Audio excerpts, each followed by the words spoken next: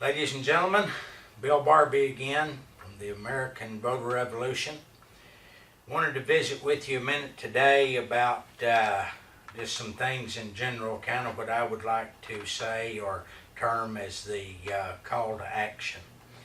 You know, our country is facing some really difficult problems right now. And because we're Americans, we are naturally affected by it. We have some real problems, and one of them is the fact that we've got a bunch of politicians in Washington, D.C.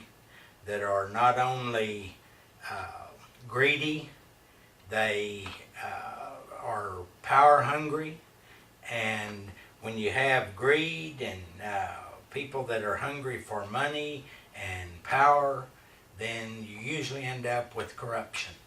And our government, unfortunately, is full of corruption. And that's why we're going to have to do something to try to make some changes in our government before it's too late. I would like to read you a couple of quotes from some gentlemen that you probably have heard of. The first one was said by Abraham Lincoln. He was the 16th President of the United States.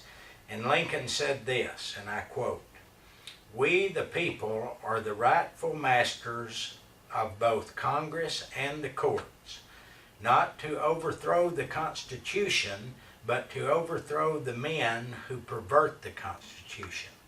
Now, if you think about that a minute, that's what we have got to do, because we've got a bunch of people in Washington now that do nothing but pervert the Constitution. Also, John Adams, who was the second President of the United States, said this, and I quote, "There is nothing which I dread so much as a division of the Republic into two great parties, each arranged under its leader and concerting measures in opposition to each other. This, in my humble apprehension, is to be dreaded as the greatest political evil under our Constitution." That was by John Adams, the second President of the United States. Now, folks, I want to tell you something. I guess you've probably heard the old story of the bullfrog. If you take a pot of water and you bring it to a boil and have it boiling, and you throw a frog in it, he's going to jump right out. He can't stand it. He won't put up with it. He just can't tolerate that. But if you take that same pot of water and you turn up the heat just a little bit and go ahead and put the frog in it, and then every few minutes turn up the heat a little bit more, he gets accustomed to it and he doesn't try to get out. And before you know it, you have a fully cooked frog. And what I'm trying to tell you is the American middle class people are the frogs. They're slowly but surely turning up the heat, getting it a little bit hotter and a little bit hotter, but we get accustomed to it as we go, and then the next thing you know, we're done. And that's where we're headed right now. We have got to join together the middle class American voters, and we have got to get together and do something to put a stop to what's going on in our government. We have children and grandchildren, or I do anyway, and I'm sure the vast majority of y'all do too. We've got to do something in order to save this country so they'll have some kind of life later on down the road. It's not going to be fair for them to inherit a country with the debt that we have, with the political system that we have. We're going to lose our freedom and our liberty, and it will be no place. I hate to even think about what it might be like when my little grandchildren, who are 2, 4, and 6 years old, get up to be adults. It's going to be horrible if we don't do something.